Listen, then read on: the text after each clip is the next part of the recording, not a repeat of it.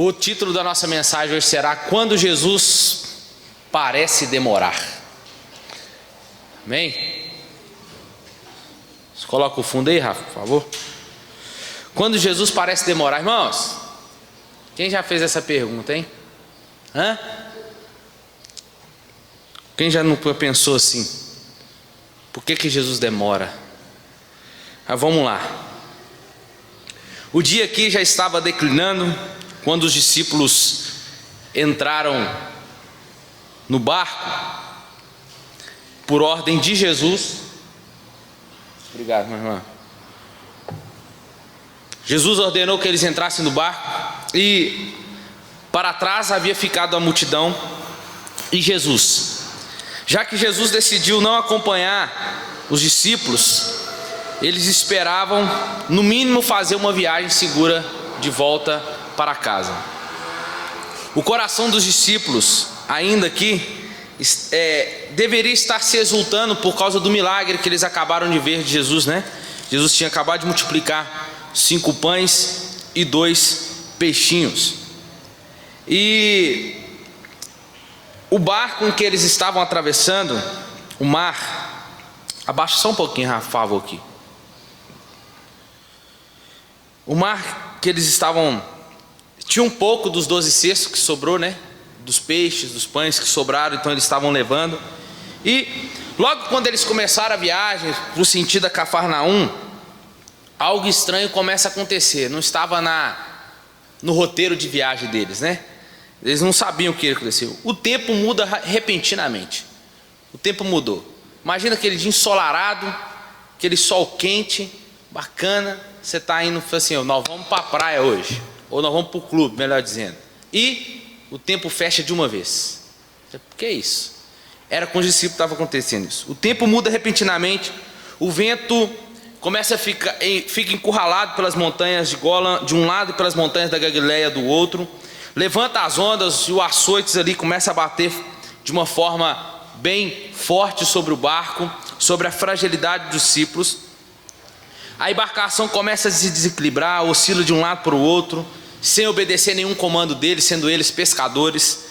O perigo era iminente, a ameaça estava sendo real ali para eles, e o naufrágio parecia inevitável. E se, para nós entendermos melhor, João narra, ele narra 7 milagres de Jesus aqui nesse livro, e esse é o 5º milagre considerado por ele. E o propósito dos milagres de Jesus, para a gente de fato aqui já entender, não é nos exaltar, mas apontar e exaltar a Jesus. E a passagem que podemos dividir aqui rapidamente é assim, do versículo 16 ao 17, vai tratar da travessia do mar Tiberíades, versículo 18, a tempestade, versículo 19 e 20, socorro, versículo 21, chegando em paz. Então vamos à mensagem. Quando Jesus parece demorar. Os discípulos, eles não vão voltar para Cafarnaum por conta própria. Eles ficam compelidos para entrar no barco e atravessar. Jesus ordena a eles, versículo 15 aí, Jesus, sabendo que viriam arrebatá-lo para o fazer rei, tornou a retirar-se sozinho para o monte. Mas antes disso, ele faz o quê? Ele ordena aos discípulos para pegar um barco e atravessar o caminho ali do mar. Jesus não pediu, não sugeriu, nem aconselhou para que eles fizessem isso. Jesus de fato ordenou eles para irem. Jesus obrigou, conforme diz Marcos capítulo 6, que é vou sempre fazer os paralelos aqui entre os evangelhos, tá bom? Logo a seguir, Jesus fez com que seus discípulos entrassem no barco e fossem adiante dele para o outro lado, para Betsaida, enquanto ele despedia a multidão. Jesus então ordena eles irem para o mar, aconselhando eles ir, obrigando eles ir. E os discípulos não tinham opção, eles deveriam obedecer. E ao obedecer, eles foram empurrados para o olho de uma avassaladora tempestade. Como entender isso? Por que Jesus permite que sejamos apanhados de surpresa por situações adversas? Por que Jesus nos empurra para o epicentro da crise? Por que somos sacudidos por vendavais maiores que as nossas forças? Porque acidentes trágicos, perdas dolorosas e doenças graves assolam aqueles que estão fazendo a vontade de Deus. Perguntas que passam pela nossa mente. Sim ou não? Porque é mais fácil aceitar que a obediência nos livra da tempestade e não que ela arrasta, ou melhor, que ela nos arrasta para as torrentes mais caudalosas. A existência de problemas, porém, não significa que estamos fora do propósito de Deus, de forma nenhuma, nem que Deus está indiferente à nossa dor. Na verdade, a vida cristã não é uma sala VIP nem uma estufa espiritual. A diferença entre o salvo e o ímpio não é o que acontece a ambos, mas é o fundamento sobre cada um destes está construindo a sua vida. Essa é a diferença do ímpio para o justo. E Jesus falou sobre o fundamento. Um cristão, ele enfrenta as mesmas intempéries que as demais pessoas, mas a tempestade não o destrói. Outra diferença. Antes revela o quê? Vai revelar a sua solidez da sua confiança em Deus. Davi, para a gente fazer um paralelo aqui, Davi ele foi ungido rei em Israel no lugar de Saul, mas ainda Saul era o rei, estava reinando ainda ali. Mas a unção parecia que depois que ele foi ungido, levou ele mais longe do palácio. Porque é o tempo de anonimato, né? O tempo que estava escondido, o tempo que Saul queria matá-lo. Mas parece que depois da unção, parece que depois que ungiu, chegou a hora, é agora que eu vou para o palácio. Não, só afastou mais ele do palácio. Levou ele para cavernas úmidas e escuras. Porque a insanidade de Saul levou a perseguir Davi por todos os cantos de Israel. E as perseguições de Saul eram apenas ferramentas pedagógicas de Deus para preparar Davi para o trono. Amém? O sofrimento é a escola superior do Espírito Santo, que nos ensina as maiores lições da vida. As tempestades não vêm para nos destruir, mas para nos fortalecer. As tempestades estão vindo, e ela vem de duas maneiras. Ela vem para nos corrigir, quando um crente anda na contramão da vontade de Deus, e Deus coloca, sabe o que atrás dele? Uma tempestade. Isso é fato. Mas essa tempestade não é para destruí-lo, mas para fazer com que este volte à sensatez e à obediência ao Senhor.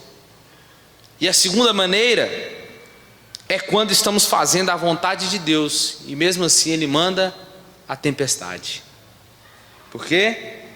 Porque essa tempestade vai nos fortalecer e fortificar os músculos da nossa alma. Paulo, ele estava fazendo a vontade de Deus em Listra, mas foi apedrejado. Por quê? Porque tem um detalhe aqui. A demora de Deus, na maioria das vezes, a demora, né, entre aspas, de Deus, na maioria das vezes, é muito mais grave do que o nosso problema. Sim ou não? O silêncio de Deus é muito mais grave do que o nosso problema. Aprender a esperar Deus fazer algo, isso arremete em nós dores, cansaço, falta de paciência, porque parece que Deus está demorando. Mas não é para isso que nós podemos desanimar por causa das tempestades da nossa vida, porque elas vão nos acompanhar no decorrer da nossa vida cristã. Elas podem ser inesperadas para mim e para você, mas elas não são inesperadas para Deus. Elas podem até estar fora do meu e do seu controle, mas ela não foge do controle das mãos daquele que está sentado no trono. Então, eu e você não podemos entender a razão por detrás delas, falando para Deus assim: por que, Deus? Mas por que comigo? Mas por que justo comigo? Mas nós temos que ter certeza de uma coisa, de que essas lutas, essas tempestades estão sendo instrumentos de Deus, pedagógicos, para nos ensinar algo na nossa vida, e Deus quer que nós aprendamos com elas. Nós somos informados aqui também pelo evangelista Marcos, que Jesus despediu os discípulos antes de despedir a multidão. Porque o texto é claro, né? Porque Jesus sabiam que depois que ele fez o milagre, eles disseram: este é verdadeiramente o profeta que devia vir ao mundo. E Jesus, sabendo que viriam arrebatá-lo para fazer o rei, não era o tempo, não era o propósito de Jesus para isso agora. Então Jesus pega o quê? Jesus se retira sozinho e manda os discípulos seguir caminho. Jesus vai para o monte orar. A pergunta é: por quê? Primeiro, por que Jesus faz isso? Primeiro, para livrá-los de uma tentação. João nos informa que a intenção da multidão era fazê-los rei. Jesus estava poupando seus discípulos dessa tentação, ou seja, de uma visão distorcida da missão de Jesus. Não era esse o objetivo da missão de Cristo.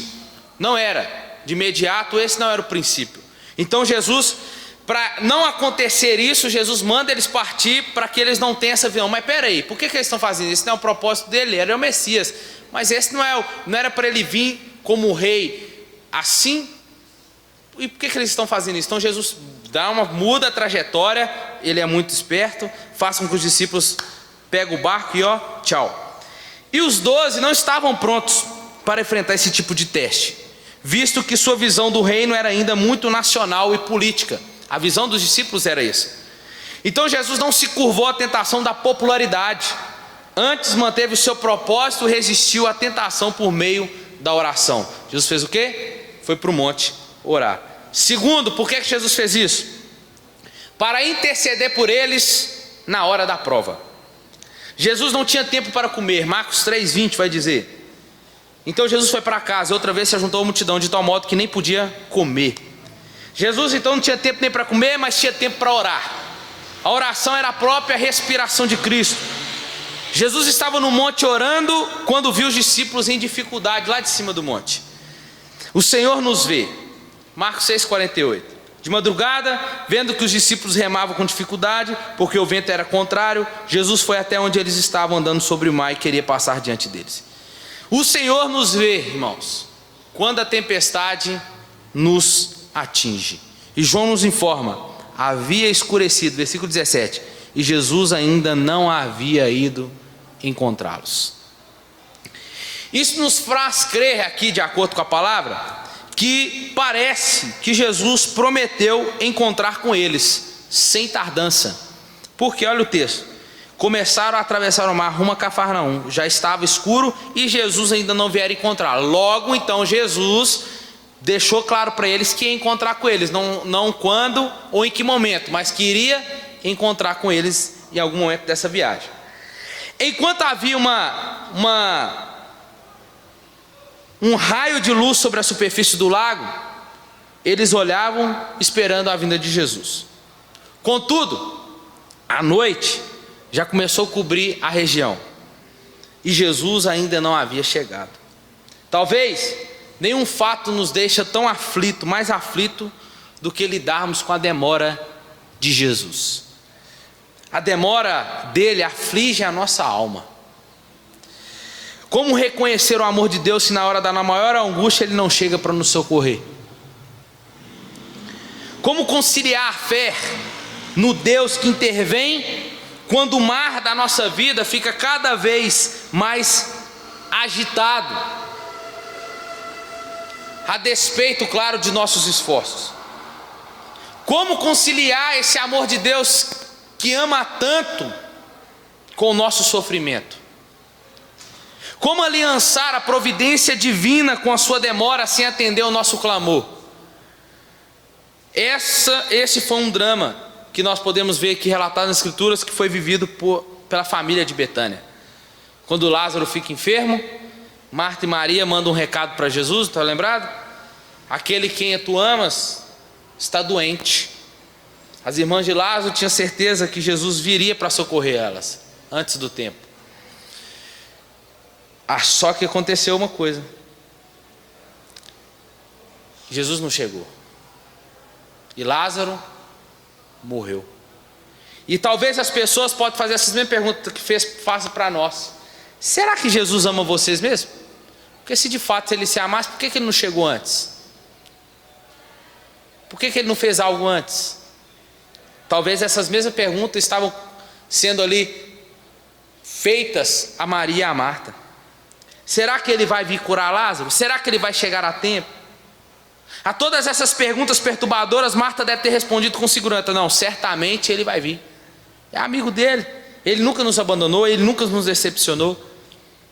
A certeza foi substituída pela ansiedade, esta pelo medo e pela decepção. Quantas vezes acontece isso comigo e com você, meus irmãos? Quantas vezes? Lázaro morreu e Jesus não chegou, e Marta ficou engasgada com essa dolorosa e constrangedora situação. 4 dias se passaram depois do sepultamento de Lázaro. Só então Jesus chegou. Aí Marta corre ao seu encontro, logo despejou sua dor sobre Jesus. Senhor, se estivesse aqui, o meu irmão não teria morrido. A demora de Jesus tinha aberto uma ferida na alma de Marta. A sua expectativa era de quê? De livramento, de não deixá-lo seu irmão morrer. A sua dor não fora tratada, as suas lágrimas não foram enxugadas, a vida do seu irmão não tinha sido poupada. Marta estava tão machucada que não pode mais crer na intervenção sobrenatural de Jesus. E antes de censurar Marta, deveríamos sondar também o nosso coração. Quantas vezes as pessoas nos ferem com perguntas venenosas, dizendo: onde o seu Deus está? Cadê o Deus que você serve? Sim ou não? Cadê esse Deus que você fica aí cantando para lá e para cá, louvando, levantando, você vai na igreja todo dia, todo culto você está lá, e cadê ele aí na sua vida agora? Cadê? Se Deus importa com você, por que você está passando por esses problemas? É a mulher de Jó, né? Se Deus ama você, por que você está doente? Se Deus ama você, por que você passa esse perrengue na sua vida financeira? Se Deus satisfaz todas as suas necessidades, por que você está sozinho nos braços da solidão? Pessoas que têm a visão errada do evangelho, né? Já começa por aí. Infelizmente, pessoas que falam esse tipo de coisa são pessoas que são machucadas com a religião, ou têm uma visão do errado do que é o evangelho. Pessoas assim foram ensinadas a basear a vida delas em um Deus que faz tudo de bom para ela e não pode sofrer, não pode passar por sofrimentos. Se Deus é bom, por que Ele não poupou você ou a pessoa que você ama daquele trágico acidente? Muitas das vezes, irmãos, o maior drama que enfrentamos não é a tempestade, mas é a demora de Jesus em vir nos socorrer. Talvez você esteja orando há muitos anos, e quanto mais você ora, já viu? Parece que a situação mais se agrava. Parece que quanto mais de Deus você está perto, mais as coisas vão se apertando. Talvez o seu sonho mais bonito esteja sendo adiado há anos, e você ainda não ouviu nenhuma resposta ou explicação de Deus sobre tal sonho. Jesus, na verdade, irmãos, Ele não está longe, Ele não está indiferente ao drama dos seus discípulos ali. Jesus estava no monte orando. Não é porque que Jesus não fez nada ainda com eles, para eles, que Ele não está vendo os seus discípulos. Não quer dizer que Jesus ainda não fez ou mexeu os pauzinhos ainda sobre essa circunstância ou situação sua, que Ele não está te vendo. Ele está te vendo. E isso basta para nós. E olha o que Marcos diz: que quando eles não aguentaram mais, olha aí, enquanto os seus discípulos não aguentaram mais, Jesus foi até eles. Por quê? Porque Jesus os viu. O nosso Senhor Jesus, Ele não dorme, Ele não cochilha, mas Ele trabalha para aqueles que ainda nele esperam. Ele não chega atrasado, nem a tempestade está fora do seu controle. Deus nem tarda e também nunca falha, Ele chega na hora certa. Então é tempo de nós, Jesus não chegou atrasado em Betânia, então é tempo de nós acalmarmos o nosso coração. Por quê? Porque Jesus sabe onde nós estamos e como nós estamos e para onde Ele nos levará. Amém? Aí, quando as circunstâncias fogem do nosso controle, né? o mar começou, o vento forte soprava e agora o negócio já perdeu o controle. À beira da noite, os discípulos estavam no meio do mar e a tempestade batendo ali. O vento que vinha do norte empurrava o barco para o meio do mar e um risco real de afogamentos estava sobre eles. Mesmo eles sendo pescadores, conheciam o mar como a palma das suas mãos. E o mar, ele tinha mais ou menos 10 quilômetros, 10 quilômetros, dá mais ou menos daqui ali daqui mais ou menos no centro da cidade, acho que dá 10 quilômetros mais ou menos. Então, eles estavam 4 a 5 quilômetros do Minas Shopping, mais ou menos, da distância da terra. Já estava um pouquinho longe, já estava no meio do mar praticamente. E já fazia 6 horas da saída deles contra a tempestade. E os discípulos estavam tentando remediar essa situação. O ar frio, vindo dos planaltos, daquelas montanhas, regiões montanhosas ali do Monte Hermon, ao norte, e pôde entrar de repente para deslocar o ar úmido, aquecido sobre o lago e agitando a água em uma violenta tempestade. Então eles foram logo apanhados de surpresa por uma tempestade indomável, e os discípulos tentavam e era em vão controlar essa situação. Quanto mais eles se esforçavam, mais o mar se agigantava. E aquilo que parecia doméstico para eles se tornou um monstro indomável. O barco começa a encher d'água, o pavor começa a tomar conta deles, as circunstâncias mostram o rosto deles e a morte para eles parece estar perto. Aí entra uma coisa: o medo. Você quer ver a gente ficar mal, é quando mediante as situações ainda tem um medo ainda por trás. Porque o medo nos desequilibra. O medo faz com que nós venhamos querer a desistir, ou entregar tudo, ou querer continuar lutando. É uma das coisas que o medo pode fazer. O evangelista Mateus, em capítulo 14, ele disse que era na 4ª vigília da noite Jesus foi ter com seus discípulos. E a noite era dividida pelos judeus em 4 vigílias. A primeira das 6 horas da tarde até as 9 horas da noite. A segunda das 9 horas da manhã à meia-noite. A terceira do meia-noite às 3 horas da madrugada. E a quarta de 3 horas às 6 horas da manhã. Era o horário que os discípulos estavam já sendo apanhados por essa tempestade. Então isso significa que já passava das 3 horas da madrugada. E todas as tempestades, todos os esforços deles já tinham sido inúteis.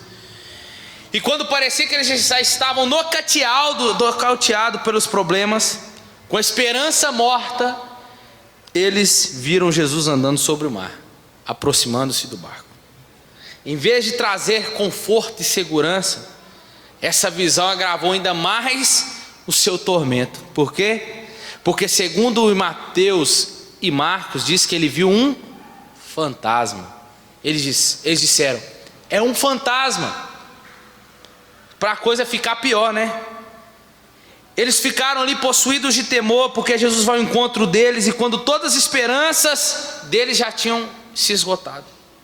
Jesus caminha sobre o mar, eles ainda não tinham visto Jesus fazer tal coisa, e para mostrar para eles, quando eles veem ali Jesus, para mostrar para eles que aquilo que os ameaçava estava literalmente debaixo dos pés de Jesus.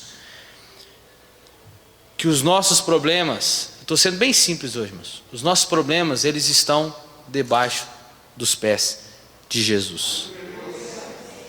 E Jesus caminha sobre eles. E eles podem até ser maiores do que nossas forças, desafiar nossos limites, mas estão debaixo dos pés de Jesus. E a gente pode tirar algumas conclusões aqui, porque Jesus sempre virá ao nosso encontro na hora da tempestade, sempre. E infelizmente, com muita frequência, queremos que Deus nos atenda rápido. Só que Ele que sabe qual é a melhor hora. Aquela tempestade só tinha uma finalidade: levar os discípulos a uma experiência mais profunda com Jesus. As tempestades não são autônomas, nem chegam por acaso, elas estão na agenda de Deus. Aleluia. Então eles fazem parte, essas tempestades elas fazem parte do currículo de Deus para a nossa vida. Faz parte. As tempestades não vêm para nos destruir, mas para nos fortalecer. Então, as tribulações, essas tempestades, elas são recursos pedagógicos de Deus para nos levar à maturidade, a um crescimento, para provar o nosso caráter, para nos ensinar a ter paciência e não pedir a Ele a paciência. Ele está te dando a tempestade para você aprender a exercer paciência e a fazer com que nós venhamos a nos humilhar mais ainda diante dEle. E aí sim, Ele virá andando sobre o mar. Então, semelhantemente, Jesus não chegou atrasado em Betânia. Ele sabia o que ele estava prestes a realizar. A ressurreição de Lázaro já estava de fato na sua agenda. Jesus, Ele também sabe a crise que chegou na nossa vida, que chegou ao nosso país, no mundo. Jesus sabe. Ele sabe a dor que assalta o meu e o seu peito. Ele vê as nossas lágrimas. Ele está perto de você nessas madrugadas, mas onde que ninguém parece estar, onde ninguém pode estar, lá naquele quarto seu, e nas longas noites sem dormir. Ele está lá, Ele sonda o latejar da sua alma agonizante. Ele sabe o que é melhor para fazer. E sabe o que é melhor? É saber que Ele sempre vem. Sempre. Não é, o segredo não é nós entendermos quando Ele vai vir. O segredo é nós entendermos e dizer para o nosso coração e descansar e saber que Ele virá. Amém? Outra coisa que nós podemos aqui entender, que Jesus Ele vem ao nosso encontro na hora que os nossos recursos acabam. Por que tem que ser assim, né? É para você nunca falar que foi você que fez. É para eu e você nunca falar que eu fiz pelo meu esforço. Eu consegui porque eu fiz isso. Eu consegui. É aquele momento que você fala assim, nem orar eu consigo mais. É aí mesmo. É aí mesmo. É aí que Ele vem. Para você nunca se auto-ensoberbecer. Às vezes nós achamos que os nossos recursos são inúteis. Remamos contra a maré, esforçamos-nos, choramos, clamamos, jejuamos, mas o perigo parece que continua do lado da gente. Nessas horas os problemas tornam-se maiores que as nossas forças. Mas quando tudo parece perdido, quando chega a hora mais escura, a madrugada da nossa história, Jesus aparece para pôr fim a essa crise. O Senhor não vai vir quando nós desejarmos. Ele vem quando nós necessitarmos. E ele não é você pensar que é quando você está mais necessitando. Você pensa assim, não, eu necessito de algo. Aí Deus fala para você, não, ainda você consegue. Mas é quando você já não estiver necessitando mesmo. É Ele ver em você, porque é Ele que sabe aquilo que eu e você necessitamos. Aí Ele vem. Então às vezes nós estamos esperando, falamos assim, não, eu estou precisando tanto, mas você acha que está precisando. Mas talvez para ele acha que ainda dá para continuar. Então é quando Ele vê que nós necessitamos. Porque muitas das vezes quando desejamos nem estamos precisando. É igual quando pedimos Ele.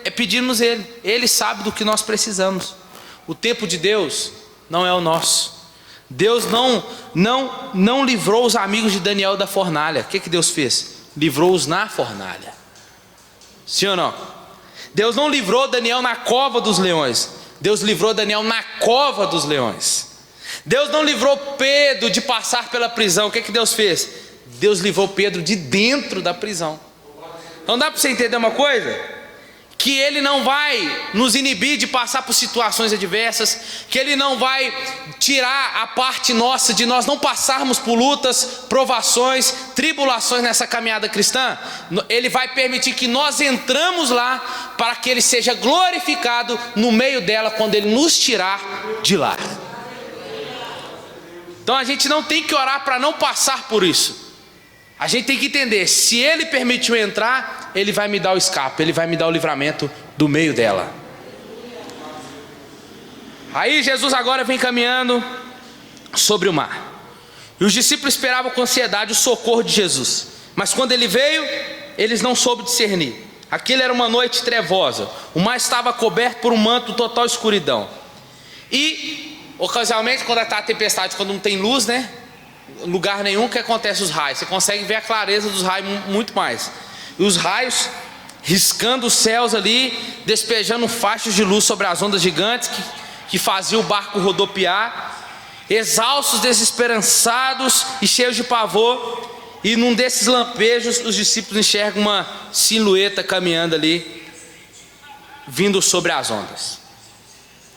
Eles esperavam por Jesus, esperavam, mas não da maneira tão estranha e de um lugar inesperado, andando sobre as águas.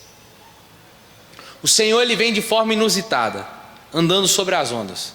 Não apenas a tempestade era pedagógica para os discípulos, mas também era a maneira como Jesus iria chegar de encontro aos discípulos. Deixa eu falar para você uma coisa.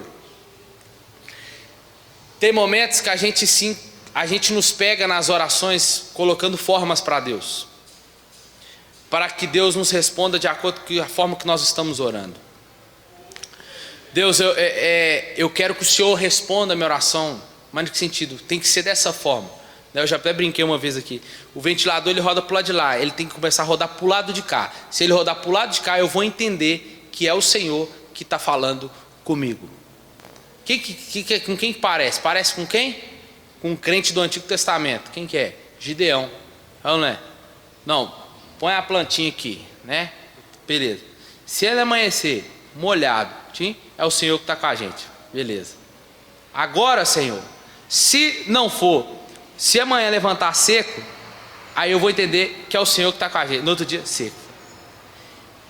A gente se pega fazendo isso para Deus, colocando formas para Deus nos responder. Mas o segredo da oração não é saber de que forma vai chegar. O segredo da oração é que Ele responde às nossas orações. Ele chega na hora certa, a resposta sempre chega. Então a gente não tem que se pegar. Por quê? Porque a gente pode sair frustrado, porque a gente espera Jesus de um lado, Ele vem do outro. A gente espera Jesus vindo o quê? Num barco, navegando junto. O que Ele vai vir? Descendo do monte, flutuando e pousando sobre o mar e andando. Você fala, não é Jesus. Mas por quê? Porque você criou dentro de você uma caixinha que Jesus, Ele deve responder, Ele precisa responder a mim dessa forma. Mas é Jesus dizendo para nós assim, não, eu não vou responder você dessa forma, porque a minha forma de trabalho não é a sua, o meu trabalhar é diferente. Se você me espera daquele lado, eu vou vir daquele lado. Se você me espera entrar pela porta, eu atravesso as paredes para encontrar com você. É assim que Ele faz. Então Ele vai na contramão nossa. Quando a gente pensa que é do outro. Quando a gente pensa que Ele vai fazer assim, Ele faz de outro. Por quê? Porque a gente não vai entender como Deus trabalha, irmãos. Não vamos conseguir entender. Nós só vamos entender depois que Ele já fez, já concluiu o trabalho e te entrega, está pronto. É assim que nós vamos entender. Então a primeira é que as ondas então que nos ameaçam estão literalmente debaixo dos pés de Jesus. Então, para nós entendermos que as nossas tempestades são para glorificar a pessoa de Jesus. E é esse que tem que ser o meu e o seu deleite, glorificar a Jesus. É o que Paulo diz em Romanos 8,18. Porque tenho por certo que os sofrimentos do tempo presente de hoje não podem ser comparados com a glória que há de ser revelada futuro a nós. E a ardente expectativa nossa é o quê? Que aguarda a revelação destes filhos que aqui estão. Então não se compara. O mar era um gigante imbatível e as ondas suplantavam toda a capacidade de resistência dos discípulos. Eles estavam impotentes diante daquela tempestade. E somos assim, impotentes absolutamente para lidar com as forças da natureza. E olha que interessante esse estudo aqui. As ondas gigantes do tsunami que desafiaram as fortalezas humanas levaram mais de 200 mil pessoas à morte na Ásia em 26 de dezembro de 2004. O furacão Katrina, vindo do Golfo do México, assolou a costa americana e inundou a rica cidade de New Orleans em 2005. Olha que interessante. Aquilo que era maior do que os discípulos é mais ou menos o que eles estavam passando. Essas duas cidades aqui. Aquilo que era maior do que os discípulos e que conspirava contra eles estava literalmente debaixo dos pés de Jesus. É isso que você tem que sair daqui nesta manhã entendendo isso. Que aquilo que mais te assola, a tempestade, a tribulação, elas estão já debaixo, não é dos seus pés, elas estão debaixo dos pés de Jesus. Ele está dizendo, não é você que é vitorioso, sou eu que estou dando a vitória por causa de mim, por você. Porque a vitória não é dada pelos seus meros esforços, mas a vitória é dada pelo meu esforço. Elas estão debaixo dos meus pés. Sabe aquele momento que suas forças já se esgotaram? Quem sabe já dissipou no seu coração toda esperança de salvamento. Seu casamento já está afundado, a empresa está falindo, sua saúde está abalada, e você já fez de tudo que podia fazer, mas o seu barco continua rodopiando no meio do mar. E no lugar mais fundo e mais perigoso. É nessas horas é preciso saber que Jesus vai ao seu encontro, pisando sobre as águas. A segunda lição nossa aqui é que Jesus faz da própria tempestade, olha, isso aqui é lindo, é que Jesus faz da sua própria tempestade, da nossa própria tempestade, o caminho para ele chegar na nossa vida. Isso aqui é lindo. Ele não apenas anda sobre a tempestade, mas ele torna a estrada para ter acesso à nossa vida. Muitas vezes o sofrimento é a porta de entrada de Jesus em nosso coração. Ele usa até os nossos problemas para aproximar-se de nós. O profeta Naum diz que o Senhor tem o seu caminho na tormenta e na tempestade. Naum 1:3. As mais ricas experiências da vida são vivenciadas aonde? No vale da dor. Com certeza, os caminhos de Deus, como diz Isaías, não são os nossos. Graças a Deus por isso, porque os caminhos dele são muito mais altos e mais excelentes do que os nossos. Então ele pega esse caminho de tormenta e anda sobre ele para chegar aonde? No nosso coração. A gente não quer ele. A gente não quer. A gente quer que ele suma, que esse caminho suma. Mas talvez dizendo, está vendo esse caminho? Eu estou trilhando ele para chegar até você. E ele vai chegar. Aí João 6,20, porém lhe disse Jesus, sou eu, não temais. A primeira palavra de Jesus não foi, olha que lindo, a primeira palavra de Jesus não foi nem o vento e nem ao mar, mas aos discípulos. Dá para você entender que o propósito de Jesus não é o vento, não é a tempestade, mas é o seu coração. Antes de acalmar a tempestade, ele acalmou os discípulos. Antes de aquietar o vento, ele fez serenar a alma dos discípulos. Jesus mostrou que a tempestade que estava dentro deles era maior do que a tempestade que estava fora deles. É por isso que Jesus disse, ei, acalma, não temas, sou eu. Porque aqui dentro deles a tempestade estava muito maior do que a que estava do lado de fora. Jesus compreendeu que o maior problema deles não era circunstancial, mas existencial. Não eram os fatos, mas eram os sentimentos que estavam dentro dos seus corações. Jesus disse, sou eu, não temais. O alvo de Jesus era mostrar quem ele é. E esse milagre de Jesus não foi feito diante das multidões. Escuta isso aqui. Esse milagre de Jesus não foi feito para muita gente ver, foi somente para os seus discípulos verem. Ele fez na presença somente dos discípulos. Diante da multidão ele fez a multiplicação, mas esse milagre que ele fez agora revelou quem de fato ele é. Ele é o Deus dos discípulos. Ele não era o Deus da multidão. Ele era um pregador para a multidão. Mas para os seus discípulos ele se revela agora como um Deus que anda sobre as águas. Jesus queria que os seus discípulos soubessem que de fato ele era Deus. Olha o que diz Salmo 107:25, pois Deus falou e fez levantar o vento tempestuoso e elevou as ondas do mar. Olha Jó capítulo 9 versículo 8, sozinho ele estende os céus e anda sobre as costas do mar. Ao andar sobre o mar, Jesus está dizendo, Olha o que Jesus está dizendo. Ao Jesus andar, os discípulos estão aqui, Jesus está dizendo: quem que vocês acham que eu sou? Por estar andando aqui. Você já viu qualquer um andar sobre as águas? Quem que vocês acham que eu sou? Quem é que vocês conhecem que faz essas coisas que está escrito no Antigo Testamento? Quem? Jesus está dizendo: quem vocês acham que eu sou?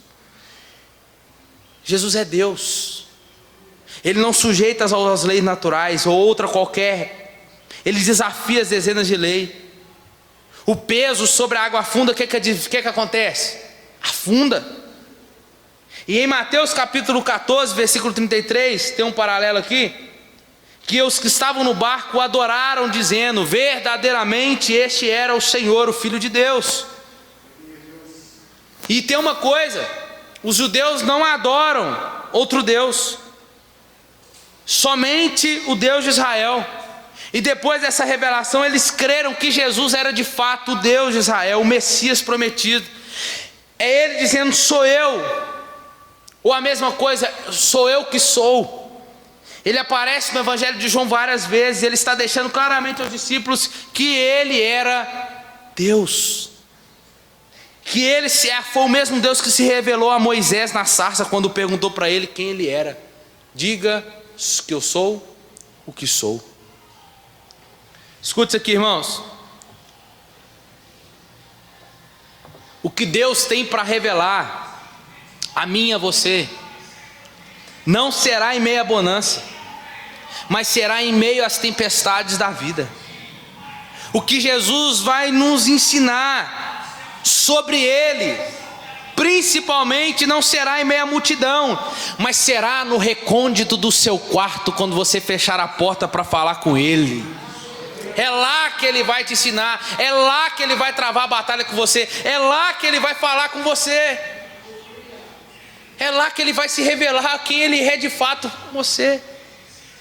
Jesus prometeu estar conosco todos os dias, mas quando não o vemos, Ele está presente.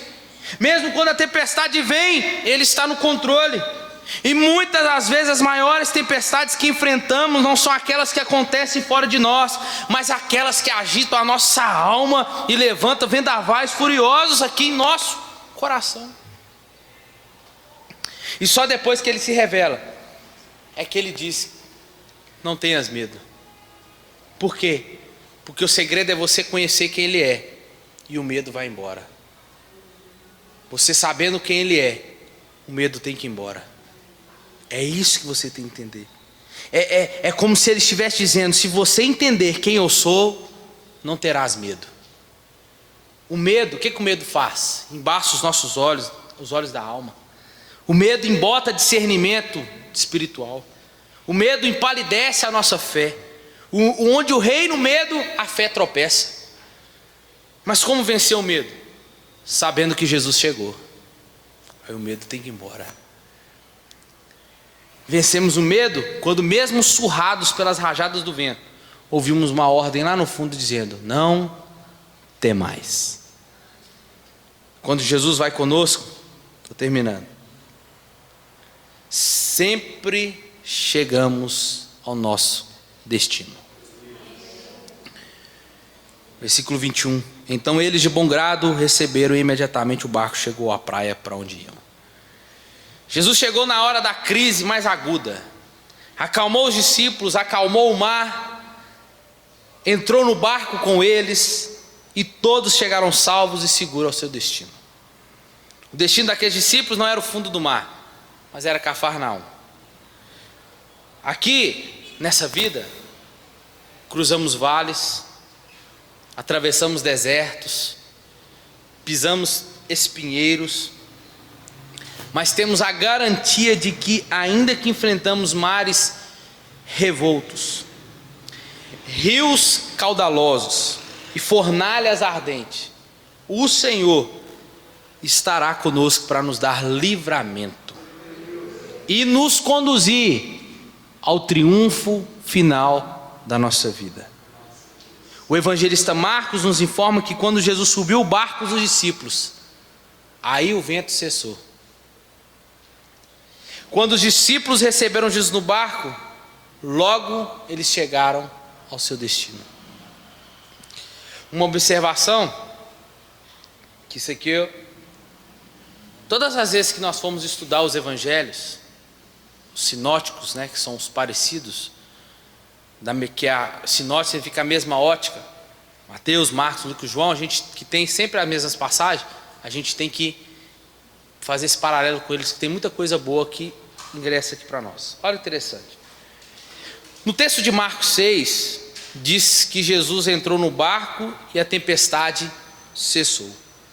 No evangelho que nós lemos de João, o texto que lemos, aparece que Jesus foi recebido e eles chegaram bem do outro lado. Já o de Mateus já tem um outro detalhe muito melhor aqui, que além de chamar Jesus de fantasma, da mesma forma o vento cessar depois que ele entrou no barco, mas o vento só cessou, guarda isso aqui, porque alguém saiu do barco. Quem saiu? Quem és tu? Jesus. Ah, é? Se és tu mesmo? Manda que eu vou. Antes da tempestade cessar, no evangelho de Mateus, antes da tempestade parar, antes de Jesus entrar no barco, alguém saiu do barco. Nós temos um aprendizado aqui. Pedro sai, imagina o Pedro, talvez os discípulos atrás que falam que você vai afundar, vai dar ruim para você. Eles pode falar aqui, me segura aqui. Eu imaginei segurando, ou ele sentando no barco, né? Colocou um pé, fixou, colocou o outro, deu certo. Levantou, meio desequilibrado. Jesus disse: vem, Pedro. E Pedro começou a andar.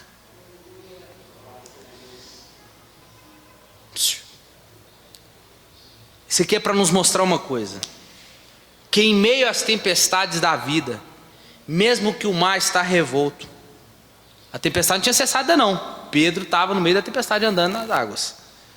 Mesmo que o mar está revolto, é possível nós sairmos da inércia, porque o vento nem a tempestade tem poder para nos paralisar, ou melhor, nem podem nos paralisar. Mesmo que o seu pé talvez não esteja acostumado a andar sobre aquilo que mais te aflige, aonde você não tem costume. Pedro tinha costume de pisar sobre as águas, mas de afundar, mas não de andar. Mesmo que você não tenha costume, mas sair do barco muitas das vezes é sair da zona de conforto, é ir para o confronto com Jesus. Mesmo que você afunde, mesmo que seja para afundar os 3, 5 passos que você deu, mas que seja, sabe o quê? Aos pés dele. Por quê? Porque o que importa não é quem afundou, o que importa não é por que afundou, o que importa foi sair e andar até ele. O melhor do que ficar sem fazer nada, se martirizando pela vida que está vindo, pelas tempestades que está vindo, pelas tribulações que está vindo e te apertando, é chegar mais perto dele. Porque para aqueles que ficaram no barco, para aqueles que talvez que estão olhando na retaguarda sua, estão dizendo: vai afundar. Ah lá, ó, afundou, tá vendo? Tá vendo? Ah lá, caiu. Eles podem até gritar para você ouvir, dizendo que você afundou. Mas você vai voltar dizendo: eu posso até ter afundado, mas eu fui o único que tive coragem para andar sobre as águas. Fui o único. E como que Pedro voltou? Aí a gente pode imaginar, flutuando com Jesus. Vão crer mais? Ele voltou, foi andando com Jesus nas águas, mas agora segurando no braço de Jesus ali. É isso que faz o evangelho ser diferente, é isso que faz a nossa vida cristã ser diferente daqueles que estão lá fora, irmãos. Mas é tempo de nós sairmos até Ele. Você e eu chegaremos salvos e seguros ao nosso destino. A tempestade ela pode até ser terrível e longa, pode até retardar a sua chegada, mas nunca impedirá que você chegue salvo e seguro ao ponto que Deus deseja que você chegue. Sabe como podemos aplicar rapidamente aqui?